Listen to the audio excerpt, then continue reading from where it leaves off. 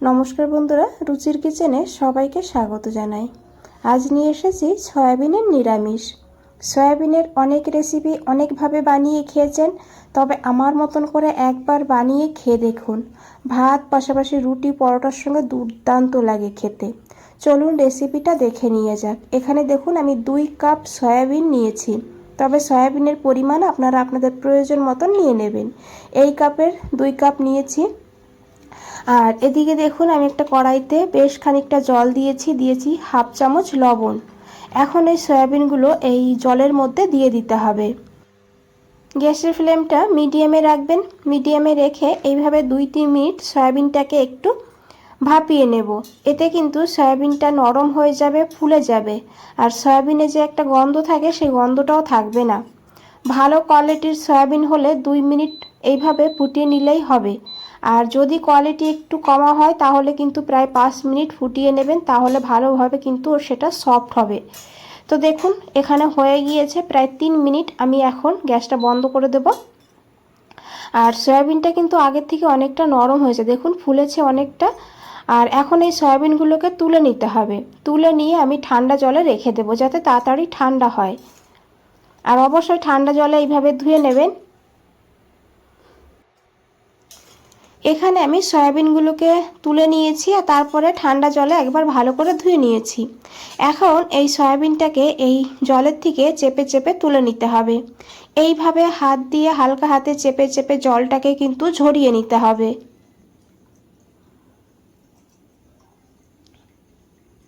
তো দেখুন এখানে আমি সয়াবিনগুলোকে রেডি করে রেখে দিলাম। এখানে নিয়েছি একটা ক্যাপসিকাম মিডিয়াম সাইজের, নিয়েছি 1 ইঞ্চি আদা, ছোট একটা টমেটো। এখন এগুলোকে কেটে নেব। প্রথমেই টমেটোটাকে এইভাবে দেখুন একটু বড় বড় করে কেটে রেখে দেব। আদাটা যেহেতু বড় বড় টুকরো রয়েছে সেই কারণে আদাটাকেও একটু কেটে ছোট করে নেব।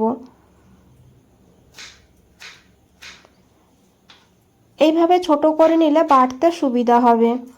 আর এদিকে ক্যাপসিকামটাও নিয়ে নিয়েছি। এখন এই ক্যাপসিকামটাকেও একটু ছোট ছোট করে কেটে নেব। তো ক্যাপসিকামের যে বীজটা আছে সেটাকে কিন্তু বাদ দিতে হবে। আর তারপরে এইভাবে আমি পাতলা পাতলা করে কেটে তারপরে ছোট ছোট করে এইভাবে কেটে নিয়েছি। এখন এই ক্যাপসিকামটাকে খুব ভালো করে ধুয়ে নেব একবার। আর টমেটো আদা আমি ধুয়েই রেখেছি। আর এদিকে দেখুন ধুয়ে নিয়েছি। এখন এই ক্যাপসিকামের মধ্যে আদাগুলোকে নিয়ে নিয়েছি, এরই সঙ্গে টমেটোকেও নিয়ে নিয়েছি। আর নিয়েছি 2টো শুকনো লঙ্কা, তবে ঝালের পরিমাণ আপনারা আপনাদের প্রয়োজন মতন নেবেন। 2টো কাঁচা লঙ্কা নিয়েছি আর একটু ধনেপাতা নিয়েছি, ডাঁটা সহ নিতে হবে, এতে ফ্লেভারটা খুব ভালো হবে। এই মশলাটাকে দেখুন বন্ধুরা এইভাবে বেটে নিয়েছি। এদিকে দেখুন একটা কড়াই বসিয়ে দিয়েছি। কড়াইতে দিয়েছি 2 চামচ সাদা তেল। রান্নাটা আমি সাদা তেলে করেছি, তবে সর্ষের তেলেও করা যাবে। আর খুব বেশি তেল দেবেন না এই সময়, তাহলে কিন্তু যতটাই তেল দেবেন এই সয়াবিনে কিন্তু সোপ করে নেবে। তেলটাকে খুব ভালো করে গরম করে নিয়েছি, তারপরে সেই সয়াবিনগুলো দিয়ে দিয়েছি। এখন এই সয়াবিনটাকে ভালো করে ভেজে নেব। সয়াবিনটাকে একটু ভেজে রান্না করলে স্বাদটা কিন্তু ভীষণই ভালো হয়। তো দেখুন বন্ধুরা এখানে সয়াবিন ভাজা হয়ে গিয়েছে। এইভাবে সয়াবিনটাকে ভেজে নিতে হবে।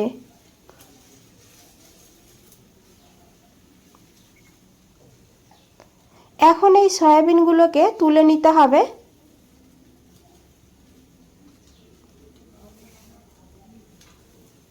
এখানে আমি সয়াবিনগুলোকে তুলে নিয়েছি। আর এখন এই সয়াবিনগুলোকে কিন্তু একটু ঠান্ডা করে নিতে হবে।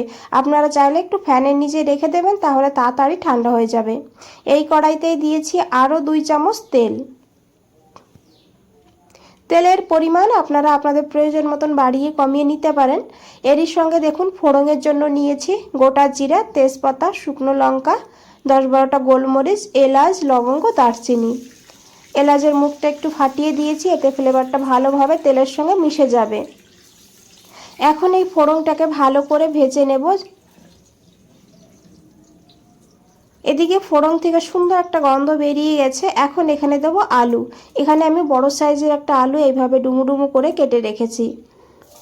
আলুটাকে দিয়ে দিতে হবে। বন্ধুরা রেসিপিটা দেখতে থাকুন, ভালো লাগবে। আর ভালো লাগলে অবশ্যই একটা লাইক করে দেবেন, চ্যানেলটাকে সাবস্ক্রাইব করে পাশে থাকবেন, কমেন্টসে জানাবেন কেমন লেগেছে। তো দেখুন আলুটাকে দিয়ে এখন আলুটাকে খুব ভালো করে ভেজে নিতে হবে। এইভাবে ঢাকা দিয়ে দেবো, ঢাকা দিয়ে ভাজলে আলুটা তাড়াতাড়ি ভাজা হবে আর তাছাড়া কিন্তু নরমও হবে। মাঝে মাঝে ঢাকনা দিতে হবে, মাঝে মাঝে ঢাকনাটা খুলে একটু নাড়াচাড়া করে নিতে হবে এইভাবে। তো দেখুন বন্ধুরা এখানে আলু ভাজা হয়ে গিয়েছে। এখন দিয়েছি এখানে সামান্য একটু হিং, যেহেতু নিরামিষ তাই একটু হিং দিলে খুব সুন্দর একটা ফ্লেভার হবে। আর হিংটা এই সময় দেবেন, প্রথম দিকে দিলে কিন্তু পুড়ে যেত, খেতে ভালো লাগতো না। তাই আলু যখন ভাজা হয়ে যাবে তারপরে হিংটা দিতে হবে। হিংটাকে দিয়ে খুব ভালো করে মিশিয়ে নিয়েছি, তারপরে এখানে সেই বেটে রাখা মশলাটা দিয়ে দিয়েছি।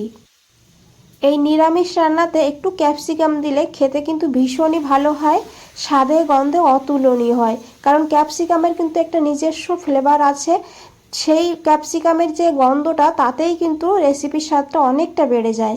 তো দেখুন মশলাটাকে দিয়ে এখন 2-3 মিনিট মশলাটাকে ভালো করে কষিয়ে নেব, এতে মশলার কাঁচা গন্ধ চলে যাবে।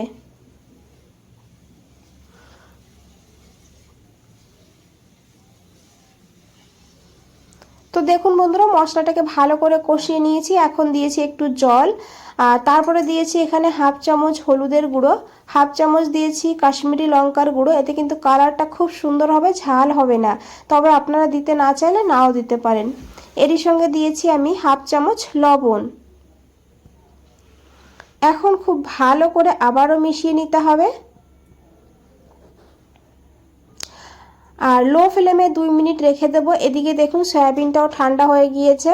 এখন এই সয়াবিনের মধ্যে নিয়েছি হাফ চামচ ধনিয়ার গুঁড়ো, হাফ চামচ নিয়েছি কাশ্মীরি লঙ্কার গুঁড়ো। আমি কাশ্মীরি লঙ্কার গুঁড়ো কিন্তু 2বার ব্যবহার করেছি, যেহেতু লঙ্কা, শুকনো লঙ্কা, কাঁচা লঙ্কা বেটে দিয়েছি, সেই কারণে এখানে কিন্তু গুঁড়ো লঙ্কা আর দিচ্ছি না।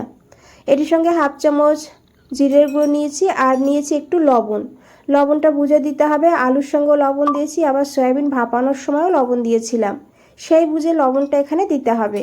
তারপরে এখানে দিয়েছি হাফ কাপ ফেটিয়ে রাখা টক দই। দইটাকে দিয়ে খুব ভালো করে এইভাবে মিশিয়ে নিতে হবে সয়াবিনের সঙ্গে।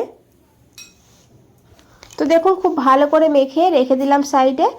আর এদিকে দেখুন 2 মিনিট হয়ে গিয়েছে, এখন ঢাকনাটা সরিয়ে নিয়েছি। এখন একবার খুব ভালো করে মিশিয়ে নেব, তারপরে সেই ম্যারিনেট করে রাখা সয়াবিনটা দিয়ে দিতে হবে। আর সয়াবিনটাকে ম্যারিনেট করে প্রায় 15 মিনিট রেখে দিতে হবে। আর এখন খুব ভালো করে 4-5 মিনিট এইভাবে সয়াবিনটাকে ভেজে নেব, এতে মশলাগুলো ভাজা হয়ে যাবে, দইয়ের যে একটা গন্ধ থাকে সেটাও কেটে যাবে। তো দেখুন বন্ধুরা এখানে দিয়েছি সামান্য একটু চিনি, টেস্টটাকে ব্যালেন্স করার জন্য, যেহেতু টক দই দিয়েছি, টমেটো দিয়েছি, সেই কারণে চিনিটাকে দিয়েও খুব ভালো করে মিশিয়ে নিয়েছি। তারপরে এখানে দিয়েছি 1 গ্লাস গরম জল। জলটাকে দিয়ে খুব ভালো করে মিশিয়ে নিতে হবে।